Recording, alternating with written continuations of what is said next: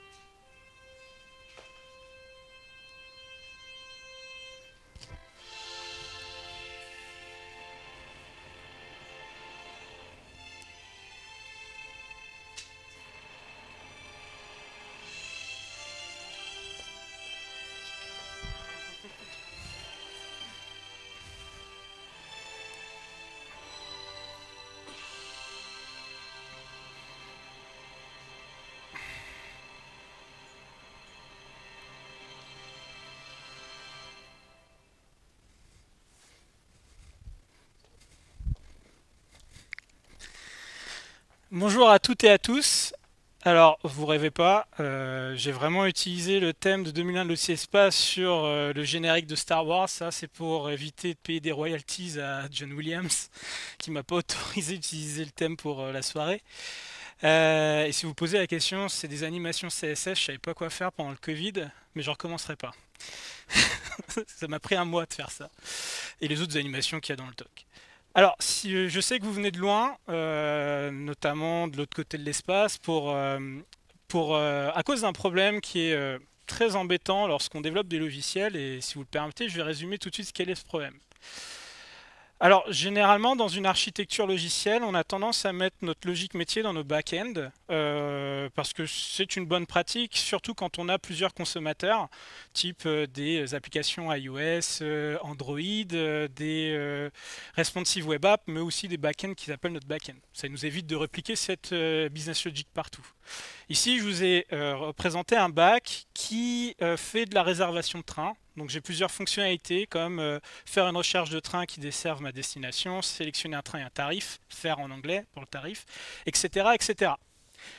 Mais bon, généralement, c'est bien de mettre ça dans un back-end, mais on ne met pas nos utilisateurs devant nos bacs parce qu'ils ne savent pas parler de JSON, n'est-ce pas? Donc on va aussi développer des fronts dans lesquels on va généralement retrouver nos fonctionnalités.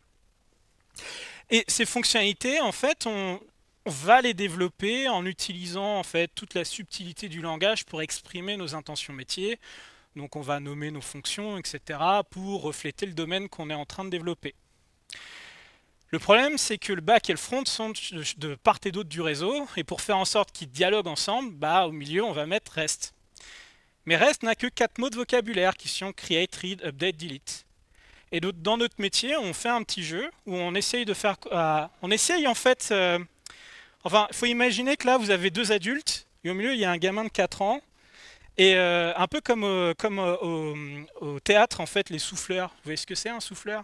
Ceux qui donnent le texte aux acteurs. Donc là, c'est une pièce de Shakespeare. Donc il essaye de l'expliquer à un gamin qui essaye de l'expliquer à l'acteur. Ça marche pas très bien.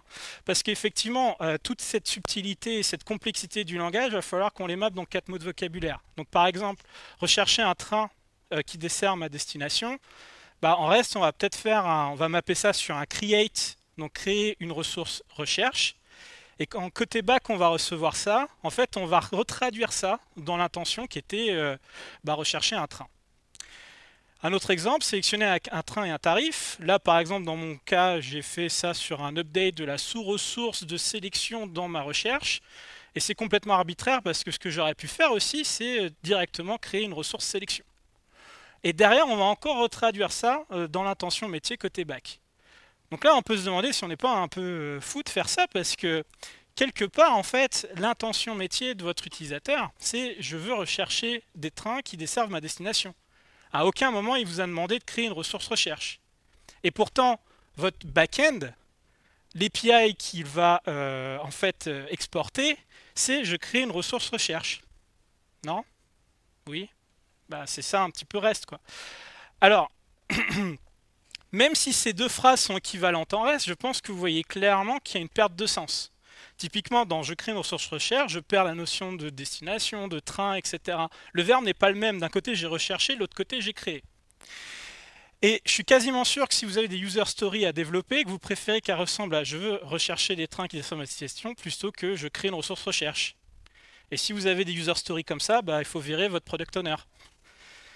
Il y en a qui ont des user stories comme ça, là, je crée des ressources recherche, non? Personne? Ah, vous avez de la chance.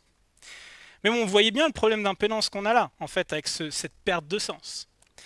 Mais d'où elle vient, cette perte de sens? En fait, elle vient d'un truc qui s'appelle l'interface uniforme. Est-ce qu'il y a des gens qui voient ce que c'est l'interface uniforme de REST? Non? Ok, alors, on va revenir avant 2000. Et avant 2000, pour interagir avec des bacs sur le net, la seule chose qu'on avait, c'était HTTP. Donc HTTP normalise tout un tas de trucs, mais c'était quand même le Far West. C'est-à-dire que la manière d'utiliser HTTP était très inhérente au back-end qu'on était en train d'essayer de dialoguer avec. Donc début 2000, il y a Roy Fielding qui, dans sa thèse, va formaliser REST, qui vise à standardiser un peu plus les choses, et qui dit qu'on va organiser nos bacs autour de ressources, et on va gérer le cycle de vie de ces ressources, avec le paradigme CRUD, Create, Read, Update, Delete, qu'on va mapper sur les méthodes HTTP. Donc pour créer, on va utiliser un post. Read, c'est un get, update, patch, put. Oui, mais les deux, ça marche. Ça fait pas exactement la même chose, mais ce sont des modifications. Et delete, delete. Ça, c'était pas très dur. Et donc ça, c'est l'interface uniforme de REST. Mais quand Roy Fielding, en fait, nous parle de ça, et qui trouve que c'est quand même le truc qui a remplacé SOAP dans les années 2000 pour les vieux comme moi. Parce qu'avant c'était que du post 200, il n'y avait que ça. C'était la joie. Enfin, je vous parle pas des enveloppes SOAP et de tous les WSDL et trucs de la mort à faire. Mais bon, bref, en fait, donc ça a pris beaucoup d'ampleur, mais il y a un truc où tout le monde est passé à côté.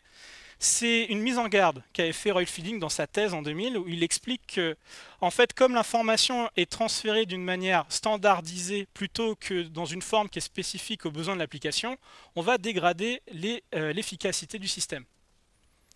En fait, d'une certaine manière, ici, il est en train de nous dire que parce qu'on a fait de la standardisation, eh ben, on va avoir ce problème d'impédance vis-à-vis de notre intention métier. Donc ça sonne peut-être compliqué, mais je vais faire un petit... Enfin voilà, on va rendre ça un petit peu plus pictural, si ça se dit. Enfin, on va faire une image de ça. Là, on va prendre l'astronaute, là, le spationaute qui est en premier plan. Admettons que c'est l'intention métier de votre bac. Okay, c'est vraiment les fonctionnalités, le métier. Derrière, là, ça c'est Gargantua de Interstellar, merci. Donc c'est un trou noir. Donc qui représente notre interface uniforme. Et donc votre intention métier, quand elle passe dans REST, voilà, complètement engloutie. Et ce qui fait qu'on a tendance, dans notre métier, à créer des API qui sont que des CRUD. Et tout dans la vie du développeur, de la développeuse, est du CRUD. Vous avez jamais remarqué ça? Non? Si? Alors je me suis pas présenté, je m'appelle Julien Topsu, je suis tech coach et VP Tech chez Shodo, qui est en fait un groupe d'ESN spécialisé dans le software craftsmanship et le domain driven design, qui vise à redonner du sens aux salariés en ramenant des avantages du freelancing aux salariés. Et on est sur Paris, Nantes, Lyon et Lille, géré par Nathan ici au premier plan. Et donc chez Shodo, je vais faire un petit peu de pub. Eh bien, on a créé une start-up qui aide les gens à voyager entre la Terre et la Lune, notamment parce qu'on ne savait pas quoi inventer pour toucher le crédit impôt recherche, n'est-ce pas? Il n'y a que les vieux qui rigolent parce qu'ils voient de quoi je parle. Bon, bref, hein, c'est du détournement d'argent public légal. Voilà, c'est ça le crédit impôt recherche. Oui, mais c'est pas grave, j'assume. Et donc, je vais vous faire une petite démonstration de cette application. Alors, comme vous imaginez, hein, c'est pas un vrai truc, hein, c'est juste pour le talk. Vous allez voir que ça ressemble beaucoup à ce que vous connaissez si vous avez déjà réservé du train ou de l'avion, parce que bizarrement, c'est un truc que j'ai fait chez Expedia quand j'y bossais. Là, on a un formulaire de recherche. Vous pouvez dire si vous voulez faire un trajet aller ou aller-retour. Vous spécifiez votre spatioport parce qu'on va dans l'espace de départ, alors le JFK Space Center, parce que la Russie, ça n'a pas trop la cote en ce moment. Et puis, on veut aller sur la Lune. Là, quand je clique sur Recherche, Search, j'ai la liste de mes trains aller, outbound en anglais. Et pour chacun d'entre eux, j'ai des tarifs première, seconde classe. Je vais sélectionner le premier tarif du premier train. Vous voyez que ça a peuplé à droite ici, en fait, mon panel de sélection. Je ne peux pas booker pour l'instant parce que j'ai demandé de faire un aller-retour et j'ai juste sélectionné mon aller, donc il faut que je sélectionne mon retour. Et c'est pour ça que mon UI a changé aussi, hein. Là, vous voyez que maintenant, j'ai un petit nombre de trains. Ce sont les trains retour, pardon, inbound en anglais, qui correspondent à, enfin, qui sont sélectionnables vis-à-vis de ce que, enfin, qui sont compatibles avec ce que j'ai sélectionné. Donc là, je vais choisir un tarif sur un train retour. Maintenant, vous voyez que le bouton book, là, il est cliquable. Et hop, je peux faire ma réservation. Et là, vous pouvez remarquer qu'avec Columbia Express, notre startup, vous êtes en mesure de faire des allers-retours sur la Lune pour 605 €. Autant vous dire qu'on ne va jamais devenir une licorne. Mais bon, ça, c'est le domaine qu'on va explorer aujourd'hui, sur lequel j'ai appliqué une technique qui va vous permettre de ramener de l'intention métier sur vos API. Okay. Et ça a des bienfaits qui ne sont pas que fonctionnels, mais aussi purement techniques. Donc maintenant, je vais faire une démonstration qui est du pur REST, et c'est peut-être la meilleure démonstration REST que vous allez jamais voir dans votre vie. Et là, j'ai de la pression, mais je suis assez confiant. Alors, on va aller regarder ce qui se passe sur le réseau quand je demande à mon front-end eh bien, de me retourner mes trains aller. Donc là, j'ai refait ma requête. On va ouvrir les Developer Tools. Vous allez me dire après si c'est assez gros. Je rafraîchis pour voir la requête. Tac, elle est là. Je vais essayer de grossir un peu. Je ne sais pas si c'est très lisible au fond, hein. Vous arrivez à lire l'URL là? Non? Ouais, mais bon, c'est les Developer Tools de Chrome. Je crois que je peux les mettre en dessous, mais bon, bref. C'est pas très grave, parce que en fait, j'ai reproduit ça dans Postman, et peut-être que ce sera plus lisible ici si je grossis un peu Postman. Tac, tac, tac. Donc, je vais juste reproduire le truc dans Postman. Donc là, j'ai ma requête. Ma requête, elle est constituée comme ça. Je sais pas si c'est très lisible. C'est plus lisible ou pas? On me croit sur parole. D'accord. Eh bien, c'était la meilleure URL que tu aurais vue de ta vie, mais bon. Alors, comment elle est constituée cette URL? En fait, vous voyez, ici, ça commence par searches et un ID, donc c'est l'identifiant de ma recherche. Et derrière, j'ai slash space trains, donc pour dire je veux la sous-collection qui est liée au train. Et derrière, j'ai un query parameter bound equal outbound, parce que je ne veux que les trains aller. Ok? Donc si je reviens ici, bon, là j'ai beaucoup trop zoomé pour que ce soit lisible. Donc on va dézoomer. Tac. Voilà. Mais voilà, c'était ce que je voulais faire, c'était juste de réinitialiser le zoom. Donc, cette URL là, ce que je voulais dire là plutôt, c'était pas ça, c'était imaginez maintenant que mon PO me demande de faire évoluer mon bac, la logique métier, parce qu'on est en train d'ouvrir le marché martien, et qu'en faisant ça, on va offrir une nouvelle fonctionnalité qui est le multidestination. C'est-à-dire que vous allez être en mesure de pouvoir faire des voyages qui partent de la Terre, qui vont sur la Lune, puis après vous pouvez aller sur Mars, et puis revenir sur Terre. Et faire autant de ping-pong que vous voulez jusqu'à ce que vous reveniez sur Terre en fait. Et dans ce genre de voyage, en fait, les notions d'aller et de retour n'ont pas de sens. Hein, parce qu'on peut avoir autant de trajets qu'on veut. Donc on va plutôt parler du premier trajet, du deuxième, etc. jusqu'au dernier. Donc on me demande de faire une évolution dans mon bac. Donc voici mon back-end. Je vais dégager juste ça. Tac. Voilà. Alors j'espère que c'est assez grand. Vous arrivez à lire? Non? Ouais. Ça pour le coup c'est plus facile à zoomer. Donc je vais zoomer avec IntelliJ. Tac. Allez. Le mode hyper... C'est bon là? C'est mieux? Ouais? Ok. Donc c'est un back-end qui est développé en Kotlin et en Spring Boot. Bon, c'est pas le truc le plus intéressant. Ici, vous voyez que j'ai mon endpoint qui me permet de récupérer mes space trains et je ne sais pas pourquoi j'ai ce truc moche qui est là. Mais c'est pas grave. Et là, en fait, j'ai mes request params qui correspondent à mes query parameters avec bound ici qui permettait de dire je veux que mes trains aller. Ok? Vous voyez que bound actuellement c'est une enum qui vaut soit outbound soit inbound. Ok? Donc là je vais faire une modif parce que bon j'ai plus de notion de bound. Je vais plutôt appeler ça un journey index et à la place d'une enum, bah, on va mettre un entier. Donc j'ai des petites modifications à faire là parce que j'ai pas envie de me taper toute la fonctionnalité de multidestination ici, mais admettons que je l'ai fait. Donc là je suis juste en train de reconvertir un journey index en bound, c'est-à-dire que quand il va valoir 0 ce sera l'aller, quand ça vaut 1 c'est le retour. Okay, j'ai une autre petite modif à faire ici, tac, qui n'est pas très importante, c'est juste pour que ça compile. Voilà. Je vais redémarrer mon bac. Est-ce que quelqu'un peut me dire quel est l'impact de la modification que je viens de faire? Personne ne sait? Comment? J'ai cassé mon API. Pourquoi j'ai cassé mon API? Pardon? Oui, parce qu'en fait j'ai changé en fait mes URL. De toute façon ça se vérifie très bien. Là je l'ai redémarré mon bac. Si je retourne dans Postman, que j'essaye de refaire une recherche, et que là j'essaye de faire maintenant la récupération de mes trains allés en faisant bound equal outbound, et bah maintenant j'ai une 400 bad request, et on peut voir que dans le payload de retour, il me dit bah je m'attendais à la journée index que tu me files pas, qui en plus c'est normalement est un int. Donc qu'est-ce que doivent faire les consommateurs? Bah, ils vont devoir changer leur code pour refléter la modification, c'est-à-dire que là, au lieu de demander un bound, qui était pardon celui-là, ce sera un journey index, et là comme je voulais outbound, ça va être 0, donc on va voir que ça a changé la URL là-haut, et en changeant le code, j'ai changé la requête, et maintenant ça marche, je récupère les space trains. Super. Donc qu'est-ce que je viens de démontrer? C'est que si je change les URL, en reste, je pète mes consommateurs. Mais ça, vous le saviez déjà. Rassurez-moi, vous le saviez déjà. Ouais. Super démonstration.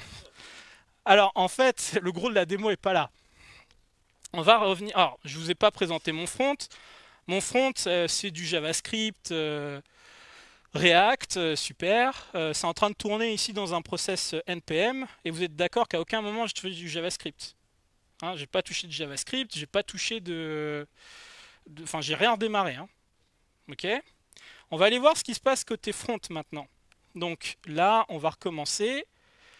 Je vais faire une recherche. Le premier truc qu'il va faire quand je vais cliquer sur Search, c'est de récupérer les trains allés. À votre avis, ça marche ou pas? Qui pense que ça ne marche pas? Allez-y, soyez pas timide. Ok. Donc, et le reste, vous pensez que ça marche? Ouais. S'il y a des gens qui ne savent pas, attention, vous êtes prêts? Ça marche! Waouh! Alors, on va regarder ce qui se passe sur le réseau quand même. Alors c'est là où je suis un peu plus emmerdé si vous pouvez pas le voir. Là tu vas me croire sur parole. Je vais refresh. Je vais faire un petit zoom quand même parce que je pense que même au premier rang là c'est hardcore. Tac. Ouais, mais je pense quand même aux gens derrière. Tac, tac, tac. Et là, qu'est-ce que vous voyez? Là, si on regarde l'URL qui est parti au moment où il récupère l'outbound, on voit qu'il a mis de journée index égale 0. Donc ça veut dire que sans modifier le code, mon front a été assez intelligent pour détecter la modification de requête. Et là, ça a plus de gueule comme démonstration, n'est-ce pas? Non? Ah, exactement. Parce que ça, c'était la blague d'après, en fait. T'es en train de spoiler le talk. Si vous voulez savoir comment ça marche, voilà, c'est parce que je suis un informaticien. Blague pourrie. En fait, c'était une private joke. Mais vous voulez savoir comment ça marche? Ouais? Ouais. Et bien ça, c'est grâce à cette technique qui va vous permettre de ramener de l'intention métier dans vos API. Bon, en fait, il y a tout dans REST pour le faire. Depuis 2000, il y a absolument tout pour le faire. Mais la raison pour laquelle on a du mal à le faire aujourd'hui, que les gens ont du mal à le faire, c'est qu'il y a 4 gros problèmes qui nous empêchent de le faire. On va passer au travers de ces 4 problèmes pour pouvoir en fait découvrir cette solution magique, en fait, le secret de ce tour de magie. Et vous pouvez voir cette magnifique fusée qui m'a pris 1 mois de développement en CSS, en utilisant un tuto en plus. Hein, tu vois. Donc, le mec, Alors, quels sont ces problèmes? Déjà, premier truc, selon moi, enfin, c'est pas que selon moi, c'est qu'il y a des fausses croyances sur ce qui reste. Pour vous expliquer ça, je prends une fonctionnalité qui est, dans là, ce que je vous ai montré, le fait de créer une réservation à partir de ma sélection. Donc là, c'était juste une fonction qui crée un booking à partir de ma sélection. Ok. Si vous avez à mapper ça en REST, en termes de méthode HTTP et d'URL, qu'est-ce que vous utilisez? Je crée un booking à partir, un booking à partir de ma sélection. Un post, parce que je crée, et l'URL. Il y a des gens qui sont bloqués dehors, passés par la fenêtre. Et l'URL, une suggestion. Pardon? Space Train, c'est-à-dire? Bookings. Ok, oui. Oui, ou bookings, pareil, peu importe en fait. Mais c'est une suggestion. Hein. Je demandais juste une suggestion, j'entendais pas. Alors, effectivement, il y a pas mal de gens qui vont faire ça post-bookings. Il y a une nomenclature qui est très répandue, qui est que l'URL, c'est le nom en fait de l'entité, des fois de la collection, etc. Bon, bref. Oui, de la ressource, effectivement. Euh, Bah, on verra ça après. Arrête de tout spoiler. Alors super, donc post bookings, je crée un booking. Mais imaginons maintenant que j'ai une autre fonctionnalité. Cette fonctionnalité, c'est la re-réservation. Qu'est-ce que c'est? C'est en fait, par exemple, vous prenez le train entre midi et 2 tous les vendredis qui va à Paris, et vous savez que c'est tout le temps le même train en fait. Et vous avez l'habitude de le prendre. Donc au lieu de passer tous vos critères de recherche pour dire je vais aller de Paris, enfin de Lille à Paris, etc. le vendredi à partir de telle heure, en fait vous allez sur votre réservation qui existe déjà et vous dites je veux juste le même train mais à une nouvelle date. Ok. Donc je crée un nouveau booking à partir d'un booking existant. Mais je spécifie une nouvelle date. Si vous avez à mapper ça en REST, qu'est-ce que vous utilisez? Même question. Méthode URL. Pardon? Pourquoi put? Alors je remplace pas, hein. Je crée un nouveau, je garde l'ancien. Ça reste un post, ok? Et booking, effectivement. Il y a post bookings, pourquoi? Parce que je crée aussi un booking. Et là peut-être que vous commencez à sentir le truc qui pue là. Parce que bah, j'ai sur le même endpoint deux use cases différents. Et ça crée tout un tas de problèmes. Le premier qui est que là, en fait, bah, j'essaye de booker, de booker ma sélection à partir de ma search. Je le mets sur post bookings. Et là, dans le payload, la seule chose que j'ai à spécifier, c'est l'identifiant de ma recherche. Parce que ma sélection, j'en ai qu'une seule dans ma recherche, elle n'a pas d'ID. Donc l'ID de la recherche, qui est l'élément parent, est suffisant pour la retrouver.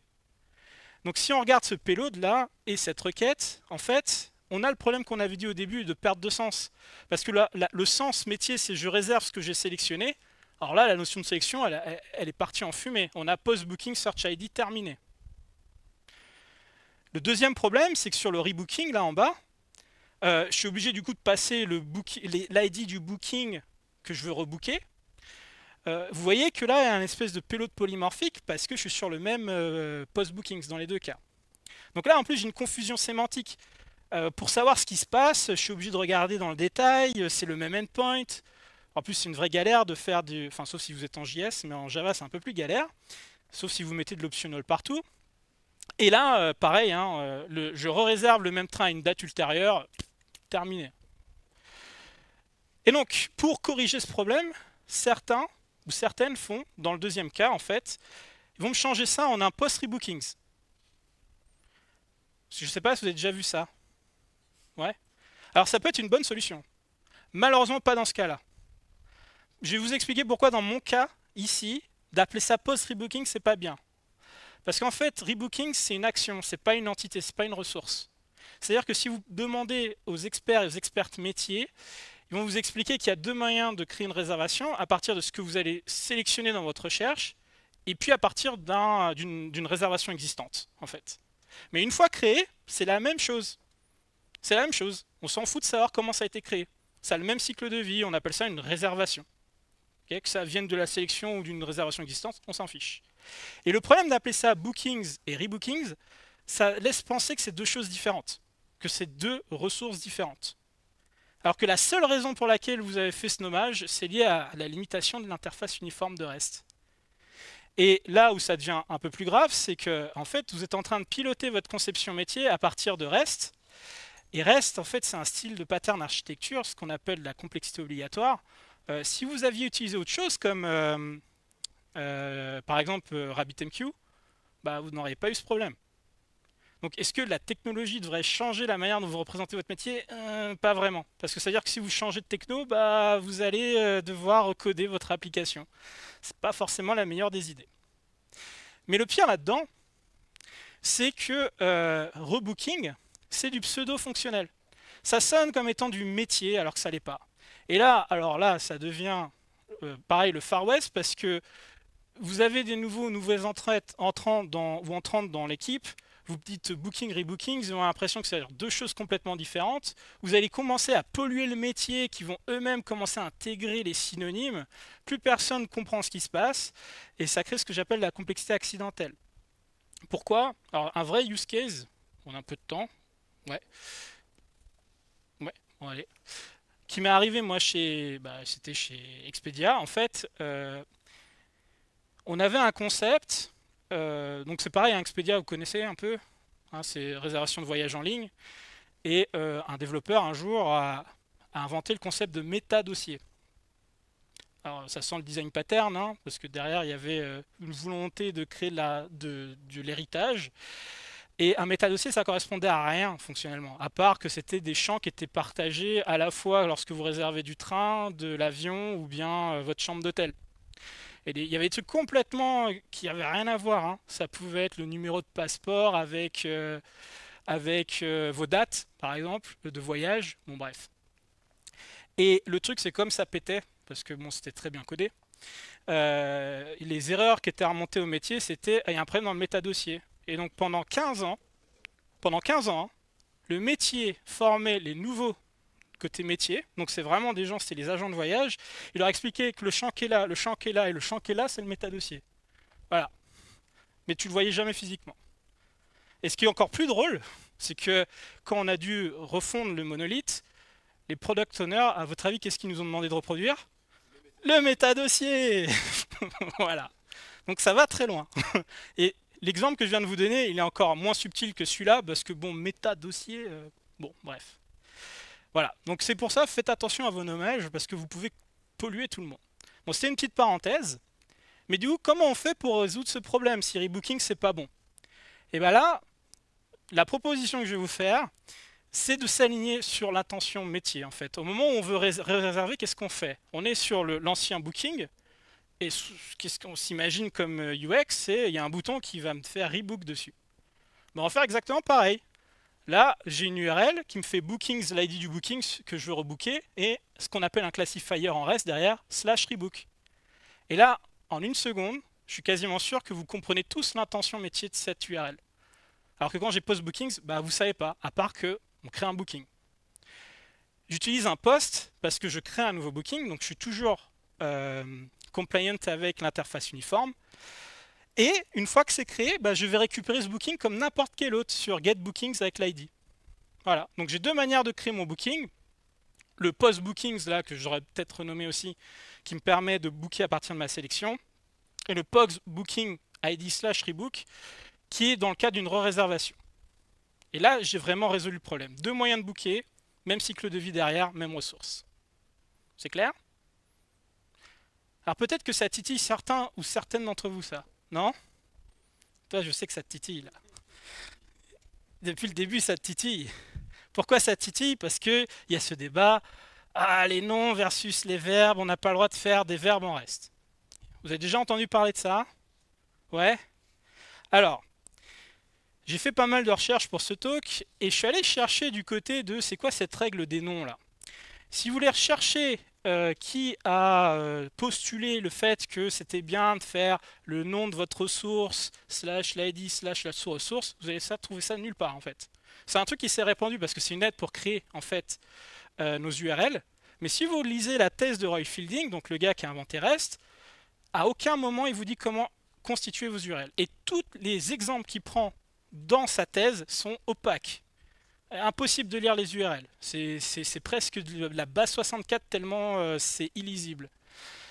Et en fait, il n'y a rien qui doit... Enfin, les seules contraintes que vous avez vis-à-vis de vos URL, c'est qu'elles doivent identifier une seule représentation de votre source, une seule ressource aussi. Elles doivent durer dans le temps, elles doivent être cacheable, etc. Enfin, si c'est un get, bien sûr. Voilà, mais c'est tout. Et en fait, la seule chose que vous ne pouvez pas faire, c'est d'utiliser des verbes dans vos URL qui ont un sens, qui vont à l'encontre du sens de la méthode HTTP. Par exemple, get, create, c'est pas terrible. Parce que get, l'intention, c'est de récupérer de la donnée. Si vous avez une URL qui dit create, c'est wow, pas terrible. Et pourquoi il y a ce renforcement de on n'a pas le droit d'utiliser les verbes, c'est parce qu'à l'époque était grandement répandu RPC et SOAP, et qu'on s'était dit non mais si on veut vraiment organiser en ressources, bah on utilise des verbes. Pas des verbes, justement des noms. Mais c'est un faux débat en fait. C'est un faux débat parce que si vous lisez vraiment dans le détail la thèse de Fielding, il va même plus loin vis-à-vis des URL. Il y a un chapitre où il dit qu'à aucun moment votre serveur et votre client ont besoin de connaître, c'est violent quand même, de connaître ou de comprendre le sens de l'URL. Alors là, c'est... Wow. Attends, qu'est-ce que ça veut dire ça? Comment ça, il n'a pas besoin de connaître l'URL? Parce que, enfin, on est tous d'accord, je pense qu'on a tous développé des fonts ou des consommateurs, des PI. En fait, on passe notre temps à apprendre à nos softs à comprendre les URL. Parce qu'on va leur dire, tu veux récupérer une recherche, c'est searchy slash la de la recherche, voilà. Tu veux juste la sous-ressource spacetrain dedans, bah tu fais une concaténation. Code tous comme ça, on est d'accord, hein. Ouais, bah, moi j'ai codé comme ça aussi. N'hésitez pas à lever la main, hein, Bah ça, il faut pas le faire, le dit Roy Fielding. Il faut pas que votre front connaisse les URL de votre back. Et ça, si vous arrivez à faire ça, bah c'est un des secrets du tour de magie. Et vous savez pourquoi? À votre avis, pourquoi, si votre front ne connaît pas les URL de votre back, quand on change l'URL, le front ne casse pas?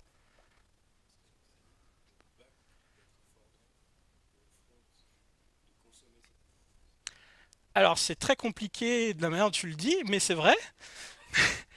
Mais il y avait un truc plus simple encore. Non? Personne ne voit? Alors, oui, en fait, t'es en train de spoiler, mais oui, c'est vrai. Non, la blague, c'était si votre front ne connaît pas les URL de votre back, il peut pas l'appeler, donc tu changes l'URL et puis il sera jamais cassé. Non, en fait, il existe un truc que ce que tu viens de citer, qui va me permettre en fait de faire en sorte que le back fait découvrir les URL au front. Mais pour voir ça, il va falloir attendre la fin du talk. Parce que j'ai un autre problème à travers lequel il va falloir passer, et qui nous empêche en fait d'arriver à faire ça, à rendre découvrables nos URL en fait. C'est notamment parce qu'on a tendance à confondre le modèle et le métier. Alors ça semble compliqué, mais vous allez voir, c'est très simple. On va prendre une utilisatrice, elle est sur notre UI, elle voit la liste des trains à aller. Si elle veut sélectionner un train et un tarif, qu'est-ce qu'elle fait? Elle voit le train qu'elle veut, elle voit le tarif qu'elle veut, elle clique dessus. C'est simple, c'est efficace. Voilà, elle sélectionne un train et un tarif. Ok? Ça, c'est le métier. C'est le processus métier. Côté back, on va voir notre modèle. Qu'est-ce que c'est le modèle? C'est la manière dont on a représenté le problème. Donc ici, j'ai une classe search dans laquelle j'ai une liste de available space train, donc tous mes trains aller-retour. En dessous, j'ai une sous-ressource sélection qui contient les ID de mes space trains sélectionnés. Ok? Ça, on est d'accord que c'est de l'implème. Parce que j'aurais pu faire quelque chose différemment. Enfin, j'aurais pu faire cette chose différemment. J'aurais pu dégager la partie sélection là et mettre des booléens dans mes trains et dire selected true. Ça marche aussi. Ça a des avantages et des inconvénients dans les deux cas. On est d'accord. Mais on est d'accord que ça marche aussi. Et que ça n'a aucun impact sur le comportement de la fonctionnalité. Vous êtes d'accord avec moi? Ok. Alors pourquoi, quand vous devez traduire ça en une API REST, eh ben, vous alignez sur l'implémentation? C'est-à-dire que ce que vous allez faire, c'est, si je veux mettre un truc dans ma sélection, là, je vais créer une URL qui est searches/l'id/la sélection, et je fais un patch dessus pour la modifier. En fait, là, quand on crée des URL comme ça, on aligne en fait, notre API sur l'implémentation, sur notre modèle, au lieu de sur le comportement. Ce qui fait que si demain, vous dites, en fait, c'est super chiant de travailler comme ça aurait été plus simple de mettre des booléens. Il se passe quoi là sur votre API? Elle casse. Pourtant, le comportement, il n'a pas changé en fait. On aurait préféré se dire, bon ok, tu veux mettre des booléens là et dégager la sélection, ça dégage, ça change rien en fait. Et ben non, ça casse. Parce qu'en fait, vos URL sont souvent mappées directement sur votre structure en classe, votre structure de code. Et encore une fois, si on revient sur le problème qui est quand même très conceptuel là, c'est l'utilisatrice, elle sélectionne un train et un tarif. Elle vous a jamais demandé d'updater la sous-ressource sélection dans la ressource recherche.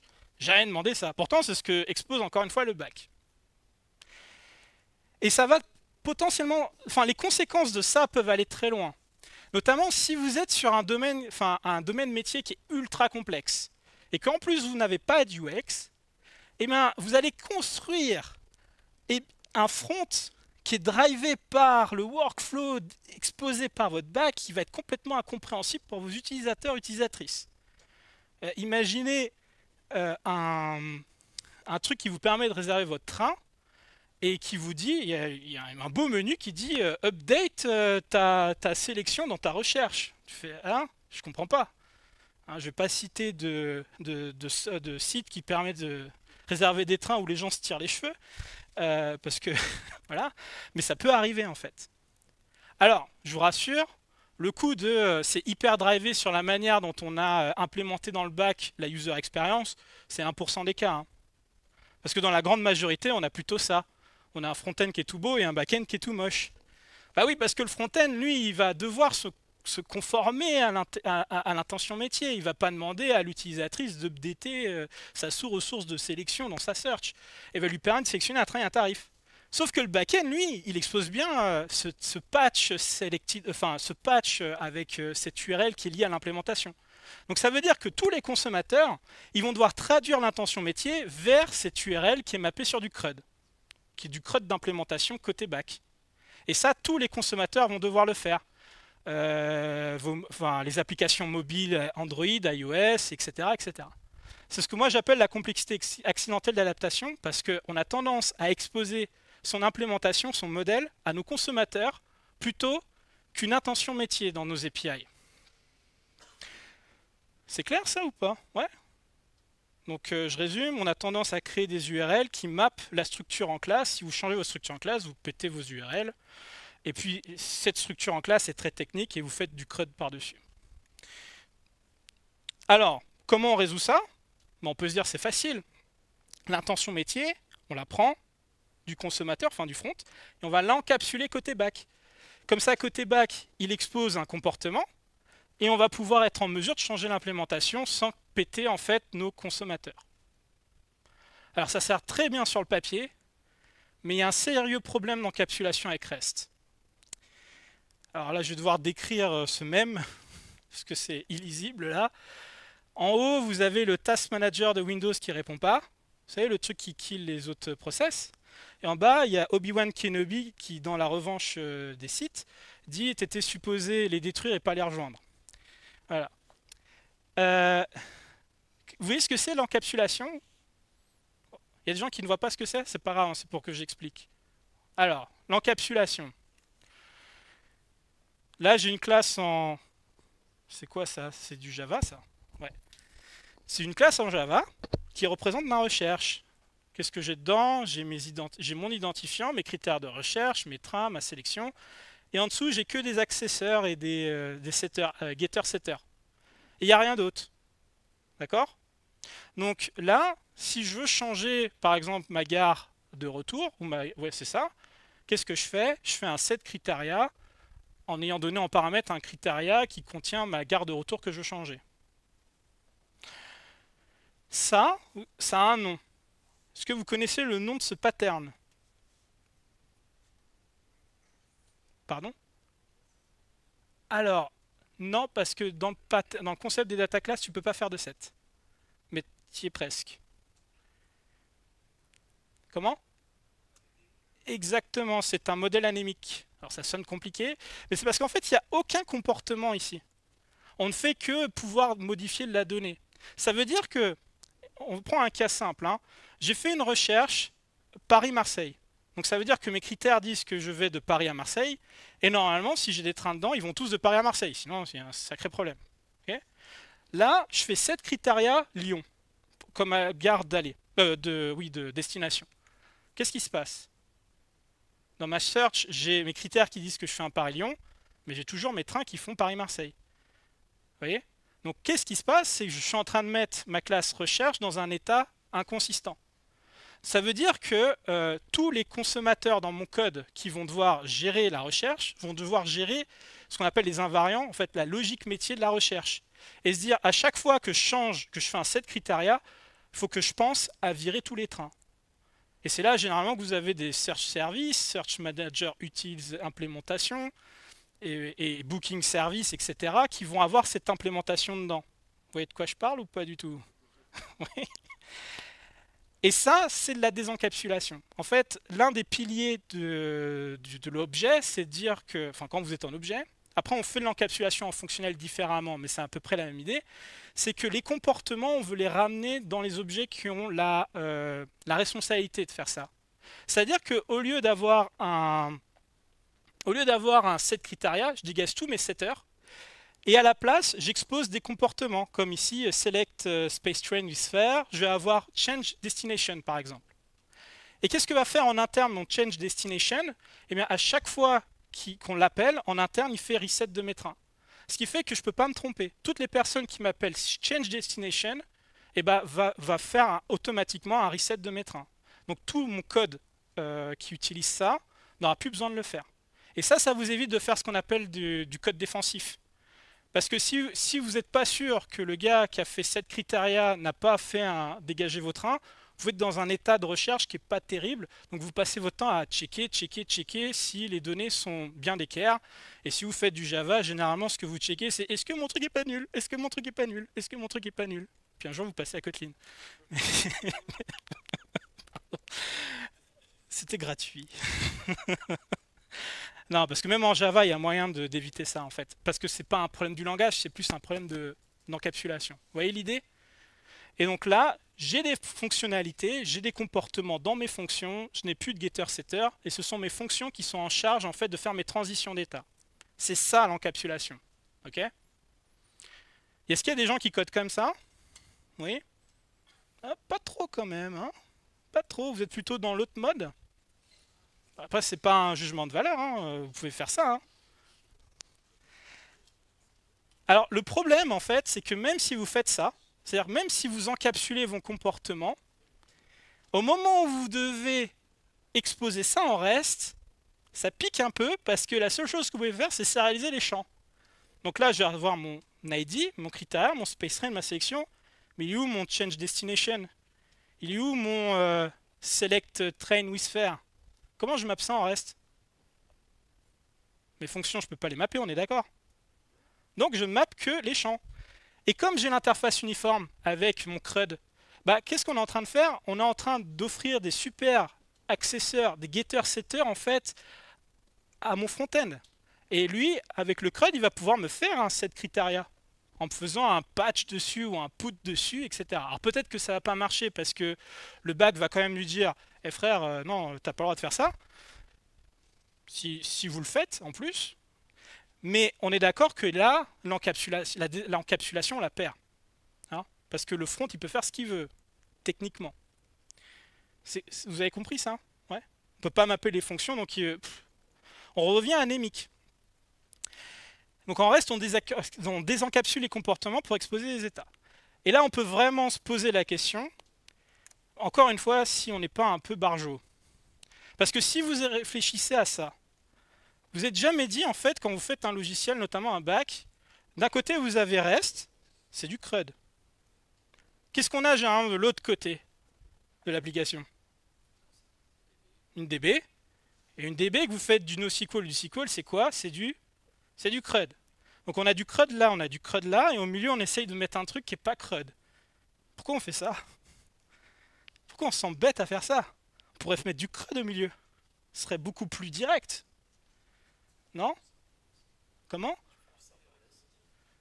Ah non, mais même serverless. T'es pas obligé de faire du CRUD en serverless. Tu peux, mais t'es pas obligé. Ouais. Ah non, mais oui. Mais je dirais même plus. En fait, si tu te rends compte que tu fais en fait du CRUD dans ton API REST, que ton code c'est du CRUD et que ta base de données c'est du CRUD, je vais vous donner un truc plus puissant que le no-code. Vous dégagez votre back, vous utilisez Postgres, vous prenez le plugin Postgres REST et c'est terminé. Ça expose toute votre table en REST, et voilà, et ça le fait vachement bien. Sérieusement, ça marche super. Donc si vous faites du CRUD, faites pas de back-end en fait. Est-ce que ça marche dans tous les cas de faire ça à votre avis? Pourquoi? Exactement. Et du coup, que font les gens? Procédure stockée. Et après, tu pleures pendant 25 ans. Cas chez un de mes clients. Mais non, faites pas de procédure stockée parce que procédure stockée c'est intestable. Donc non, on ne met pas de logique métier dans une base de données. Donc si on ne peut pas la mettre dans la base de données, on la met dans notre bac. Donc ça veut dire qu'il faut qu'on réussisse quand même entre ces deux mastodontes du CRUD en fait à faire exister cette logique métier au milieu et donc de préserver notre encapsulation. Mais c'est pas suffisant de l'avoir en fait dans notre bac. Il faut que notre API reste elle-même en fait ne soit pas orientée CRUD et qu'on ait notre intention métier. Sinon, en fait, ça sert à rien. Ah, oui, si. Mais je vais vous montrer comment on fait. Mais avant d'aller plus loin, est-ce que vous connaissez le vrai sens du CRUD? Hein? Ah, peut-être. Il y a des gens ici qui font du Domain Driven Design? Ouais, c'est bien. Vous connaissez le vrai sens du CRUD? Non? C'est comment rendre useless le Domain Driven Design. Ça sert à rien.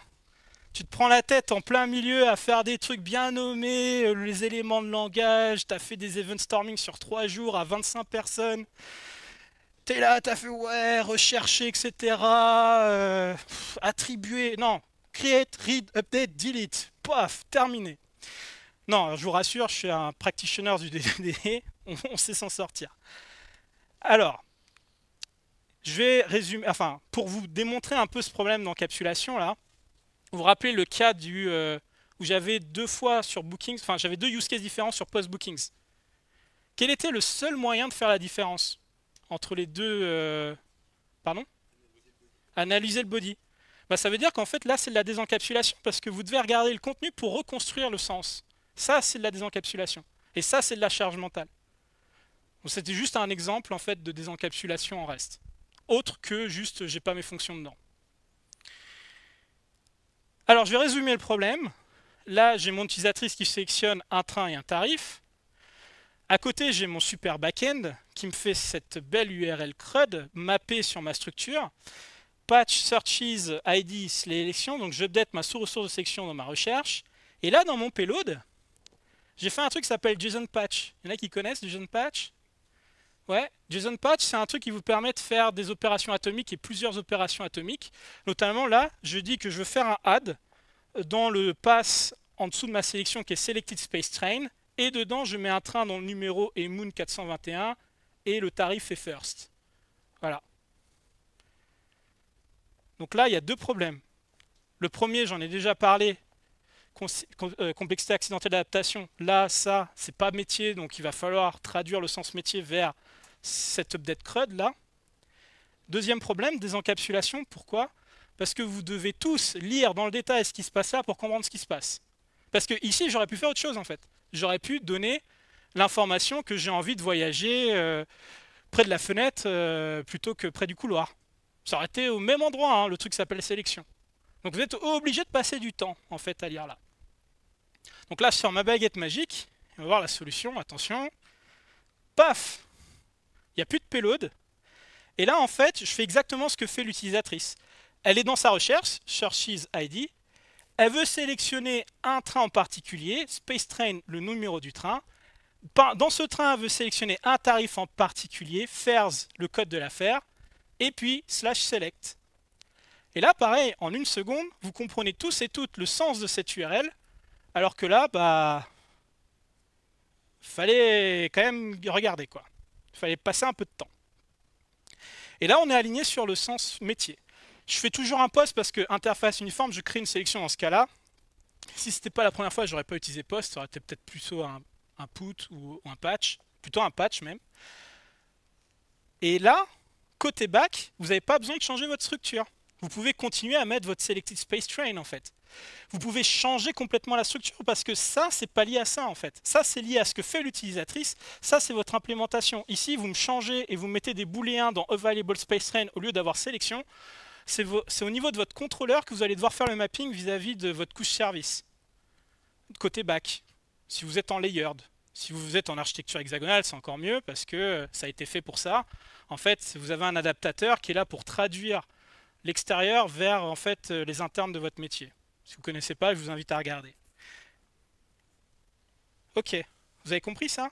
Donc on découple l'URL en s'alignant sur ce que fait l'utilisatrice et l'adaptation on le fait côté back vis-à-vis de notre modèle métier. Comme ça, il peut changer. L'URL, elle ne change pas parce qu'elle est vraiment alignée sur le besoin métier. Ok? Mais il y a quand même un souci là, non? Est-ce que vous voyez le problème? Je vous ai dit quoi au début du talk? Alors ça, c'est un autre problème. Et c'est pas forcément vrai. Oui, mais là, c'est pas forcément le cas. Non, vas-y.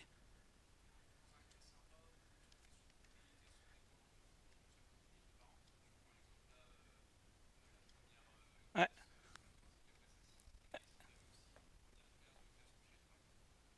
Ah oui, il y a plein de moyens en fait pour gérer ça. Souvent, on pourra en parler après le talk, mais il y a plein de trucs que tu peux faire. Il y a vraiment énormément de choses. Ça dépasse un peu le cadre de ce truc-là, mais oui. Mais là, juste pour... mais j'en parlerai si tu veux après. Vous voyez pas le problème là depuis tout à l'heure? Bah oui. Puis tout à l'heure, je vous explique comment mieux faire des URL. Alors que j'ai dit quoi? Il faut pas qu'ils les connaissent. Donc qu'est-ce qu'on s'en... Voilà. Alors non, mais en fait, c'est utile surtout pour vous. Et ça va être quand même assez utile dans l'intégration. Mais comment on va faire en sorte que le front connaisse cette URL alors que... Enfin, sache comment appeler cette URL alors qu'il n'est pas censé la connaître. Donc là, je vais vous révéler le truc. Mais pour faire ça, il faut que je vous parle du dernier problème. C'est le fait qu'on crée des API anémiques. Waouh, ça sonne compliqué, mais vous allez voir, c'est simple. Là, je vous ai fait la succession des endpoints dans mon back qui me permet de faire une réservation complète. Premier truc, je fais post searches, je crée une recherche. Je passe mes critères de recherche. Ensuite, je fais get space train bound equal at bound, donc je récupère les allées. Après, je fais select, post sur le select là pour sélectionner un train aller. Je fais get bound equal inbound pour récupérer les retours. Je sélectionne le retour et après je crée mon booking à partir de ma sélection. Ok? Ça, c'est le workflow. Maintenant, j'ai une question. Comment on sait qu'on doit procéder dans cette manière et dans cet ordre, d'un point de vue de l'API? Et dites pas Swagger, parce que c'est pas vrai. Personne documente ça dans Swagger. Personne dit après tu peux faire ça. Non, personne fait ça. En fait, tu peux pas. En fait, aujourd'hui, personne ne le fait. Et du coup, il y a un corollaire quand même de ça qui est encore plus embêtant. Si vous réfléchissez un peu, qu'est-ce qui empêche votre front en fait d'afficher les trains retour avant les trains aller, s'il connaît les URL? Il peut le faire, ça n'a pas de sens, mais il peut le faire techniquement, on est d'accord. Qu'est-ce qui l'empêche de tenter de récupérer des retours pour des allées simples? C'est pareil, je veux des allées simples, il n'y aura pas de retour. Mais il peut techniquement essayer de l'appeler. Il suffit qu'ils n'ont pas très bien compris le métier, bon là c'est un peu trivial, mais ouais, c'est pas grave. Bah, ils vont tomber dans des erreurs qui n'ont pas de sens. Techniquement, on peut le faire. Hein. Et qu'est-ce qui nous empêche d'appeler l'endpoint de création d'un booking alors que la sélection n'est pas complète? Qu'est-ce qui nous empêche de faire tout ça? Bah rien. Il n'y a rien parce qu'en fait, nos API sont anémiques. Il n'y a pas de workflow dedans. Et donc ça veut dire que, en fait, si vous réfléchissez à ça, on disait que les bacs devraient avoir la logique métier, mais à aucun moment, en fait, ils n'exposent le workflow. Ils exposent que des étapes de workflow, c'est tous nos endpoints. Et les seuls qui connaissent le workflow métier, qui est quand même la plus-value du truc, hein, de pouvoir faire le parcours entier de réservation, c'est le front-end. Donc ça veut dire que mon application mobile, iOS, elle va devoir implémenter le même workflow métier. Android, c'est pareil. Et pourtant, le workflow métier, c'est du métier. D'accord? Donc ça montre bien qu'on a fait leaker, en fait, on a désencapsulé les choses. Hein, parce qu'on n'a pas encodé en fait notre workflow dans notre API. Et une conséquence directe de ça, pour vous montrer que ça va quand même très loin dans le leak, vous vous rappelez le bouton book là, que je vous affichais? Il était grisé là quand j'avais fait sélectionner que mon aller. Si on regarde le code derrière, en fait, il va vérifier si mon search type, si c'est round trip, il va vérifier que mon aller et mon retour sont sélectionnés pour pouvoir afficher le bouton. Donc ça, on est d'accord que c'est la logique métier. Si je rajoute la multidestination, il va falloir que je fasse évoluer cette logique aussi. Pour dire que pour chacun des trajets, j'ai un truc sélectionné. Et si la logique change, bah, il va falloir que je change mon front aussi. Donc vous voyez bien que ça, c'est du métier. Et ça, je suis quasiment tous qu'on le fait tous, ça. Hein, non? Si, quand même. Donc ça montre bien que, en fait, à cause de ce workflow qu'on n'a pas côté API, bah, ça leak en fait dans nos consommateurs. Et ça, du travail en plus pour nos consommateurs. Alors, maintenant, ce qu'on va faire pour résoudre le problème, c'est qu'on va encapsuler le workflow et son pilotage dans l'API. Comment on fait ça? Alors, pour vous expliquer comment faire, il faut que je vous parle de Richardson Maturity Model. Je ne sais pas si vous avez déjà entendu parler de ça. Ça classe les API REST en 4 catégories. La première, c'est pas du REST. Bon, vous avez le droit, hein. Typiquement RPC, c'est je veux faire une addition 2 plus 3, je t'envoie 2, je t'envoie 3, je te dis que c'est une addition, tu fais le calcul et tu me renvoies 5. Okay, ça, c'est pas du REST. Parce qu'en REST, en fait, c'est basé sur des ressources. Je t'envoie addition 2 plus 3, en fait, tu me crées une ressource résultat qui est 5, et en fait, à chaque fois que je fais un get, tu me refais pas le calcul, tu me renvoies juste la ressource. C'est ça la différence entre REST et RPC. Hein. Si vous avez fait ça, vous êtes niveau 1 en REST. Vous avez organisé en ressources. Niveau 2, c'est vous utilisez les verbes HTTP pour gérer le cycle de vie de la ressource. Donc le CRUD, notamment post, put, patch, delete, etc.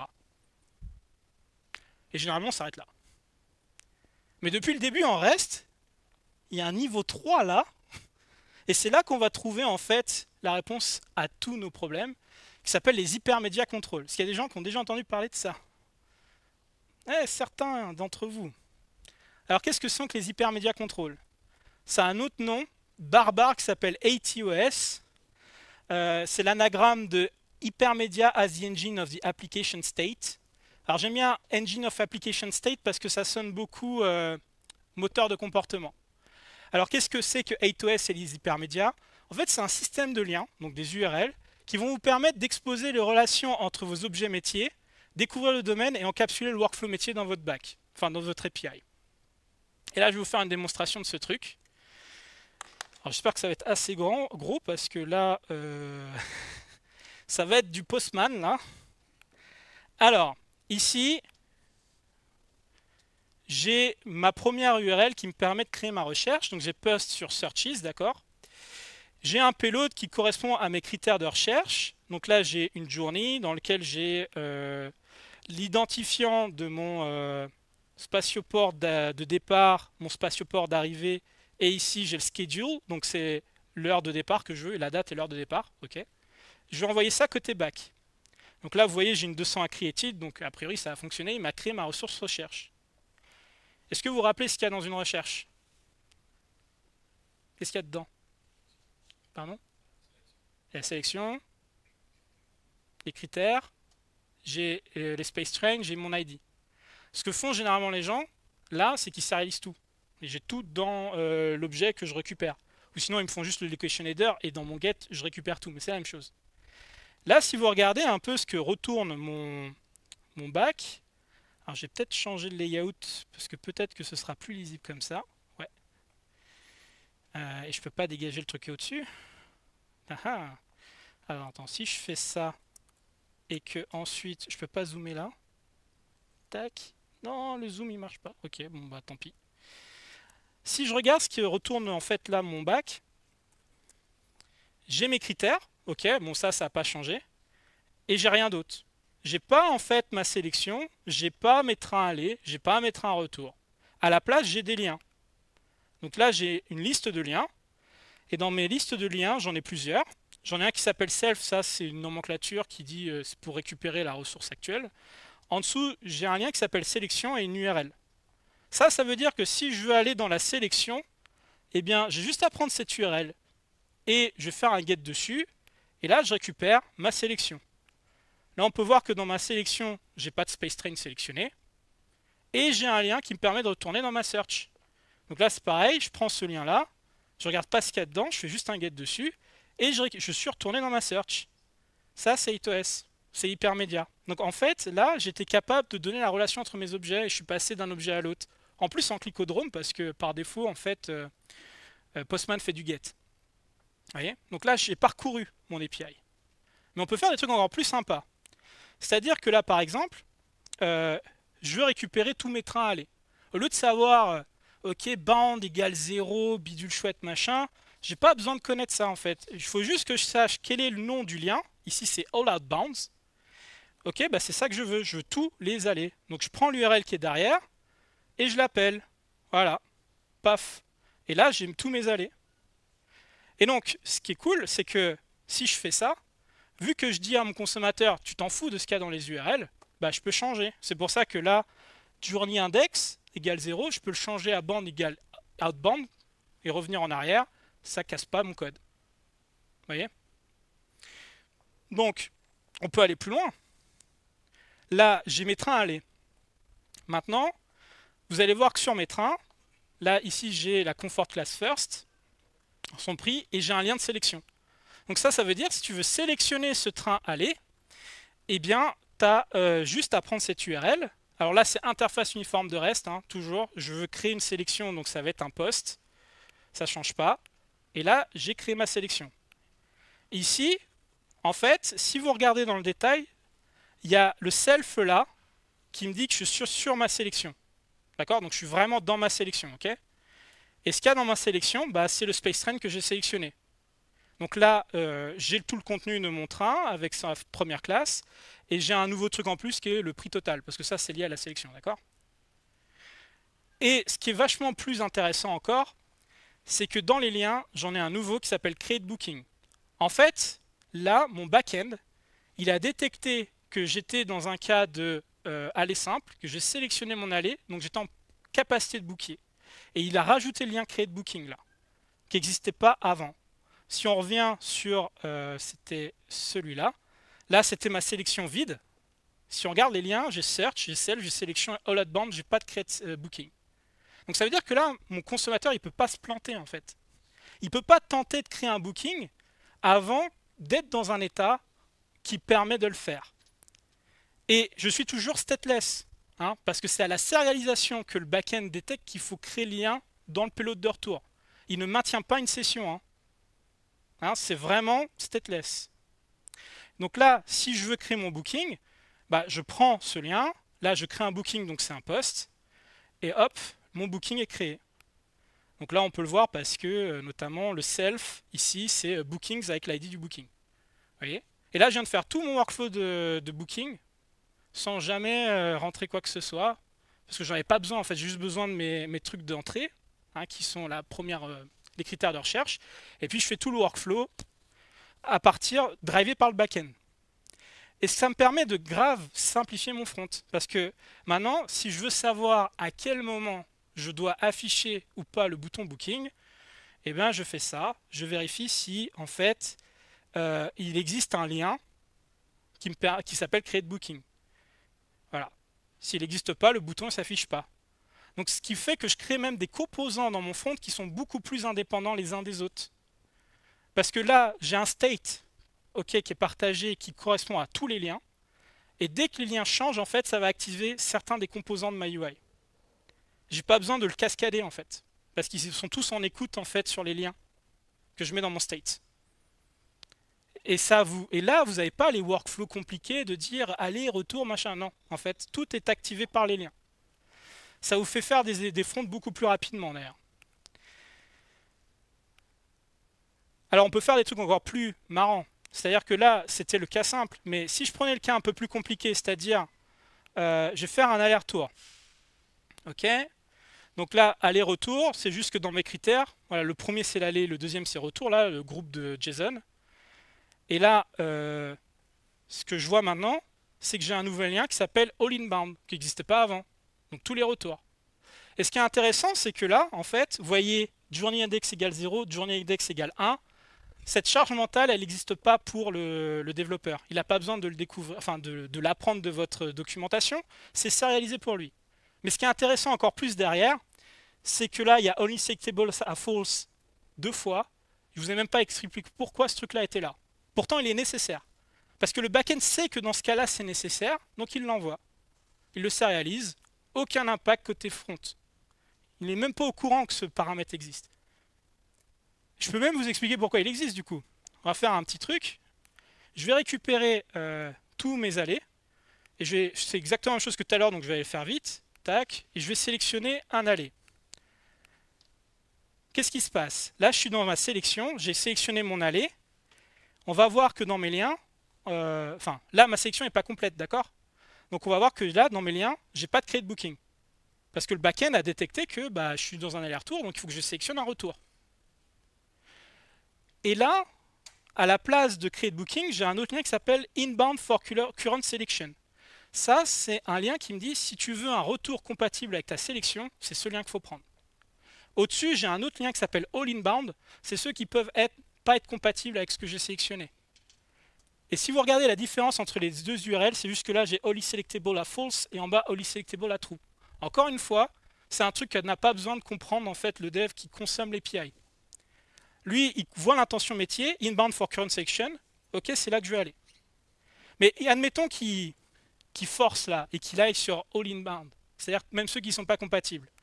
Je vais récupérer les allées qui ne sont pas potentiellement compatibles. Okay, enfin, les retours qui ne sont pas potentiellement compatibles.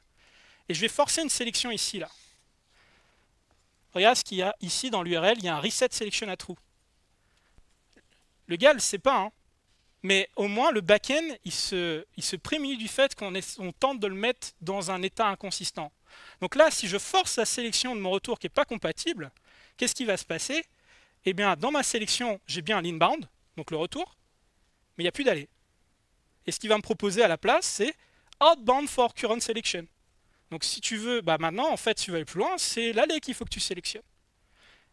Et encore une fois, là, il ne peut pas se tromper. Et donc là, je vais aller récupérer un allée compatible. Et là, si on regarde le lien sélection, on voit que le reset selection est à false. C'est-à-dire que s'il sélectionne celui-là, c'est bon. Il est compatible. On ne va pas resetter en fait sa sélection. Et là, ma sélection est complète. J'ai outbound, inbound, pardon, j'ai trop cliqué. Et ça finit avec create booking, puisque ma sélection est complète. Alors si vous dites, ah ouais, mais ça fait quand même pas mal de liens, parce que ici j'ai des selects partout, on peut templétiser les URL et les mettre qu'une seule fois aussi. Hein, je vais vous donner un exemple. C'est lui. Par exemple, ici j'ai une fonction qui me permet de rechercher un spaceport à partir d'un string. Et du coup, je vais en avoir plusieurs. Si je mets Cosmo, il y a plusieurs cosmodromes en Russie. Là, vous voyez que j'ai une URL templétisée qui s'appelle templated. Je mets with name containing. En fait, ça veut dire que au lieu de mettre, tu vois, Cosmo égale, with name containing égale Cosmo égale JFK, etc. En fait, on peut templétiser comme ça. Donc, on peut templétiser en disant, là, il faut que tu rajoutes le bound, là, il faut que tu rajoutes la valeur que tu veux pour, voilà, si c'est aller ou retour. Voilà. Donc, on peut faire du templating. Donc, ça évite de sérialiser les URL partout. Parce que tu avais posé la question tout à l'heure, parce que ça faisait beaucoup d'URL. On peut en fait templétiser comme ça. Après, non, c'était pas ça ta question, c'était plus le fait que ça fait beaucoup d'échanges. Ouais. Alors, il y a des moyens. Alors, je vais pas forcément avoir le temps d'expliquer ça, parce que je pourrais parler après de ça. Il y a quand même des moyens en fait pour limiter ça. Donc là, ce que je viens de vous montrer, c'est que c'est A2S, donc les liens, c'est très important. C'est que vos consommateurs ne doivent jamais essayer de comprendre ce qu'il y a dans les URL. Ils doivent les prendre tels quels. Ça va vous permettre en fait d'avoir un meilleur découplage entre la consommation des liens et l'implémentation qui est derrière. Le seul truc que vous ne pouvez pas changer, c'est le nom des liens, mais ceux-là sont sémantiques. C'est-à-dire que vouloir récupérer les allers-retours, c'est pas demain la veille que. Enfin, c'est pas le. Enfin, bref, je sais plus c'est quoi cette expression. Mais ça va pas changer du jour au lendemain. C'est plutôt ça que je voulais dire. Parce que c'est métier. Par contre, dire ouais, ce truc-là il s'appelle Band, je le mets le journée index, ça arrive beaucoup plus souvent. Donc notre problème d'impédance qu'on avait avec REST là, c'était lié au fait qu'on avait des fausses croyances vis-à-vis de la nomenclature, où on s'interdisait d'utiliser des verbes de cette époque des années 2000, où on essayait de combattre le méchant SOAP. Bah, en fait, on peut utiliser les verbes du moment que vous n'êtes pas en train de contredire le sens de la méthode HTTP. Donc pas de getCreate par exemple. Un autre truc, c'est qu'on avait tendance à exposer notre modèle du code en direct dans notre API. À la place, il faut plutôt faire une adaptation orientée consommation côté back, c'est-à-dire que nos URL sont plutôt orientées consommation, enfin intention métier, plutôt que la manière dont vous allez structurer votre code. On avait tendance à exposer directement l'état de nos objets et pas pouvoir sérialiser nos fonctions. Bah, maintenant, on est capable d'encapsuler en fait les comportements parce que le lien de sélection, je l'ai mis au bon endroit dans mon payload. Et ça, en fait, c'est comme si j'avais réussi à sérialiser en fait ma fonction select de mon tarif. Bah, ça, on l'a pu le faire avec 8OS. Et dernier truc, c'est qu'on a d'habitude, on n'a pas de définition de workflow dans notre API. Et maintenant, avec ce jeu de je t'affiche le lien ou je te le cache selon l'état, en fait, bah, vous êtes capable de driver vos consommateurs de bout en bout. Et grâce à tout ça, vous êtes en mesure de ramener l'intention métier dans vos API. Alors, il y a des use cases où ça s'y prête moins. Par exemple, vous êtes très riche et vous devez déclarer vos impôts. Mais vous êtes très riche et vous êtes honnête, donc vous ne faites pas d'évasion fiscale. Donc vous avez plein de trucs à remplir dans votre déclaration d'impôt. Vous avez déjà vu votre déclaration d'impôt, il y a 50 milliards de champs. Avec 8OS, ça marche moins bien parce qu'en fait, il y a beaucoup de saisies utilisateurs. Hein, parce que là, ça marche bien parce que j'ai une saisie et puis hop, il y a un workflow entier. Le seul truc qui pourrait marcher là avec 8OS, c'est dire la page d'après, c'est celle-là. Et souvent, 8OS d'ailleurs, les gens l'utilisent que pour faire de la pagination, avec la next page ou la page d'avant. C'est un des use cases, mais en fait, on peut aller plus loin en faisant du métier comme ça. Donc oui, il y a des endroits où ça va pas forcément beaucoup comment dire, s'y prêter. Et même quand on fait du mobile, des fois, ça peut être embêtant parce que ça peut effectivement multiplier le nombre d'appels qu'on fait avec le back. Mais il y a des patterns comme le BFF qui peut condenser ça derrière s'il y a besoin. Ou même, en fait, il y a même d'autres trucs, c'est que en REST, vous êtes censé renvoyer une représentation de votre ressource et pas de votre ressource selon vos consommateurs. Donc si vous détectez que c'est un mobile, vous n'avez pas le même content type derrière. D'ailleurs, pour pouvoir afficher les liens, c'est pas application JSON, c'est application JSON plus HL. Et ça, en fait, c'est au consommateur de décider ce qu'il veut. Hein. Donc, on peut piloter tout un tas de trucs en fait en REST. C'était ça que je voulais vous dire. Et si vous voulez le lien accès au repository, il est open source, vous pouvez scanner ce QR code. En tout cas, moi j'ai fini. Merci, n'hésitez pas là si vous avez des questions.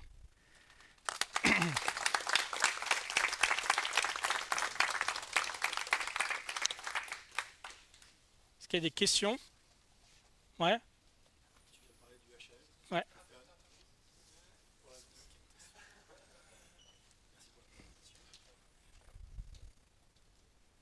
Non, mais il n'y a pas de sonorisation, c'est juste pour la vidéo. Okay. Donc merci pour la présentation. Tu viens justement de parler du HL. Est-ce que tu peux faire une petite explication de ce que c'est comparé à 8OS? Alors, HL, c'est le format des liens. Le links, là, que j'ai montré tout à l'heure. S'il veut bien me... Voilà. Oh, mais qu'est-ce qu'il me fait? Voilà. HL, c'est ça. C'est le links avec le self, le href et l'URL derrière. HL, c'est un format de lien, de hypermédia en fait. Il y en a d'autres. Il y a JSON API pour ceux qui ont déjà entendu parler de ça. PayPal a son propre système d'hypermédia. Je ne sais pas comment il s'appelle, mais c'est sûrement celui PayPal quelque chose. Et HL, c'est ça en fait. C'est uniquement ça. 8OS, c'est cette technique d'utiliser des liens. HL, c'est la représentation de ton lien. C'est le format. D'autres questions? Ouais. Alors, il va te falloir un micro. C'est au fond à gauche.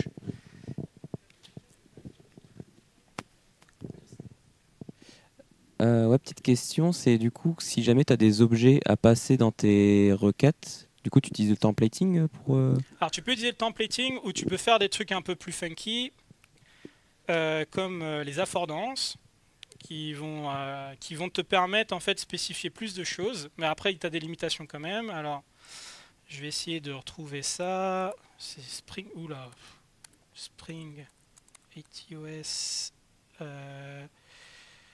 Tac, non c'est pas pagination, je vais taper affordance directement. Voilà. Et donc c'est là. Alors tu as les HL-form par exemple. Il est où le payload? Il est en dessous. Il est en dessous, il est là. Tu vois par exemple ce que tu peux faire. Alors ça c'est pareil, ça va être un content type différent. Parce que tu peux le demander de désactiver parce que ça fait grossir le payload. Mais c'est souvent plus pour découvrir les PI. Tu peux spécifier les méthodes HTTP qui sont utilisables sur l'endpoint. Et tu peux déterminer les propriétés que tu dois envoyer. Donc ici, par exemple, il dit que en fait, on a un endpoint employees, d'accord, pour gérer des employés. Là, il dit que tu peux créer, enfin, tu peux, alors c'est modifier un employé et required le first name, le last name, son identifiant, son rôle. En revanche, alors ça c'est super parce que tu vas pouvoir piloter carrément tes formulaires côté front. Parce que si tu utilises ça et tu fais une boucle là-dessus, tu vas pouvoir mettre tous tes champs. En revanche, ça ne comprend que du string. Donc c'est assez limité, tu vois. Donc ça, c'est une manière de faire qui marche très bien avec string. Sinon, si on veut aller vraiment, vraiment plus loin, tu peux faire des trucs qui reviennent à ce que tu peux avoir en GraphQL sur le typage en fait, de tes réponses. Parce que tu peux créer tes content type custom, donc qui sont en fait un schema JSON de ce qui est attendu pour tes entrées et pour tes sorties. Et tu peux publier ça en fait. Il y a des industries qui fonctionnent que comme ça, notamment dans le voyage. Dans le voyage, en fait, on a des content types qui sont très métiers. Tu peux avoir un truc, c'est flights. Tu vois, c'est genre JSON HAL flights, en fait. Vraiment dans le content type. Et en fait, c'est documenté, donc tu sais, en fait, tu es capable même d'avoir des repositories qui te balancent en fait ces contrats-là. Donc en fait, ça va pas compenser. Enfin, chercher à le faire forcément à la volée, ça n'a pas forcément de sens parce que des fois, tu as des informations essentielles avec de la logique métier quand même à déporter côté front, et donc tu n'as pas forcément envie que ça arrive n'importe comment. Mais tu peux quand même beaucoup plus documenter que ce qu'on fait aujourd'hui, enfin ce que les gens ont tendance à faire en reste, en fait. Et c'est plus que documenter là, c'est carrément publier des contrats. Et puis il y a le contract testing, Pact, pour ceux qui connaissent, qui est très puissant. Je vous invite à regarder si vous n'avez jamais regardé ce truc-là. Merci. On en prend une autre ou c'est bon? Une autre question? Ouais, vas-y.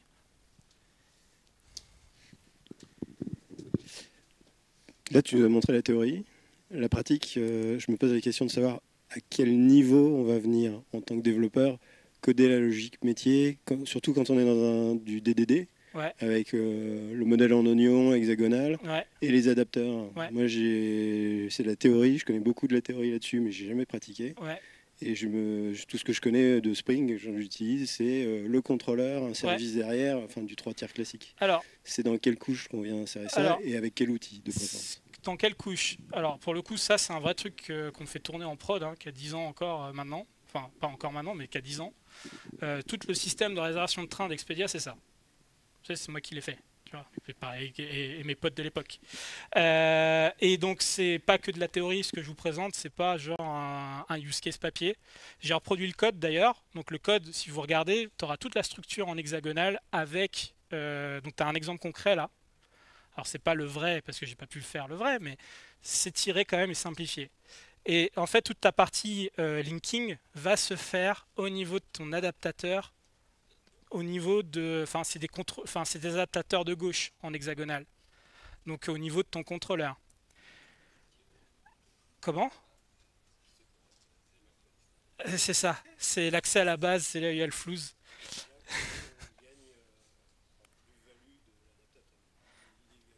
Ouais. Là, tu vois, là je suis dans mon contrôleur et tu vois qu'ici je rajoute des liens, tu vois. Donc là je fais link on, tu vois, le contrôleur qui m'intéresse, lui il va traduire ça en lien direct, c'est Spring 8OS qui fait ça. Et donc tu vois, c'est fait dans mon contrôleur. Alors, tu peux aller encore plus loin, c'est-à-dire que tu te dis, bah là c'est cool, mais tu es en train de me dire que pour passer d'une recherche complète au fait que tu as la capacité de booker, c'est le contrôleur en final qui connaît ton workflow métier. Si tu es un violent et que tu es un vaillant et que tu es costaud, je l'ai déjà fait mais c'est un peu plus chiant, c'est que tu peux faire un DSL métier dans ton métier, exposer ton DSL donc via des changements de type, notamment en Java, tu n'as pas le choix de faire autre chose que ça en fait. En fait, tu vas avoir un type outbound selected qui va te renvoyer des méthodes qui est select inbound par exemple. Après, une fois que tu as ton inbound et outbound selected, ça c'est ton type, il va te faire créer create booking. Oui, d'où le Kotlin, effectivement. Et ça, en fait, tu vas pouvoir mapper ton workflow à partir de ton DSL si tu es un vaillant et que tu es allé te créer un DSL. Je peux vous montrer un DSL là, hein, mais ça pique un peu. Hein. Euh, comment il s'appelle? Je vais le retrouver comme ça. J'en ai un, hein, mais là, c'est l'espace, hein, parce que si vous n'avez pas l'habitude de voir ça, c'est un peu violent. Donc, tac, il est où? C'est lui? Non, c'est pas lui. C'est Retrieve Spaceport. Non, c'est pas lui. C'est Book Space Train. Non, c'est pas lui. Ah, parce que c'est pas le booking, c'est le booking alors. Où est-ce que je suis? Ah non, mais c'est lui. Voilà. Euh, tu vois ça là? Le nombre de types que je dois créer juste pour sélectionner un train et un tarif. Et là, en fait, j'ai mon DSL. Après, l'avantage de faire ça, c'est que si tu es un violent comme moi, c'est que ça te permet de faire. Attends, si j'arrive à le montrer, il est où? Ça permet d'automatiser la production de champs link dans les réponses. C'est ça. En fait, ça te permet. Regarde le code là. Tu vois cette ligne là? Voilà. Et en fait, par typage, tu arrives à avoir les états d'après. Enfin, ton workflow quoi. Là, j'ai un workflow ici en DSL. Alors en plus, c'est encore plus violent quand vous connaissez pas Kotlin parce qu'il n'y a pas de parenthèse, il y a des espaces partout et le truc est une phrase. Mais voilà, en fait, là, c'est une ligne fixe et puis Ce qu'on trouve dans Jenkins. dans Jenkins. Ouais, la configuration DSL. Ah ouais, ça c'est encore un. Non, ça c'est du déclaratif. Attends, c'est pas le même. Ça c'est le D, c'est declare. Dans mon cas, c'est domain. C'est pas la même DSL. Et ça, en fait, du coup, tu peux mapper directement sur tes workflows de tes contrôleurs parce que tu sais quel est par typage en fait ce qui arrive après. Je suis pas allé jusque là dans l'exemple parce qu'il y a peu de gens en fait qui codent comme ça. Hein. Ça prend du temps. Hein. Et donc j'en reviens à ma question qui Ouais. un peu chafouine. Ouais. C'est quoi la marche à franchir pour passer du code à papa crude au code Le truc le plus simple, c'est de commencer à mettre des liens, notamment tu vois avec les link to, tu vois que j'ai montré tout à l'heure, vers c'est quoi le contrôleur d'après. C'est le truc le plus simple à faire. et ça coûte rien. Ça coûte pas grand chose. Enfin, il faut quand même passer à Spring 8OS, qui s'intègre très bien avec Spring Boot.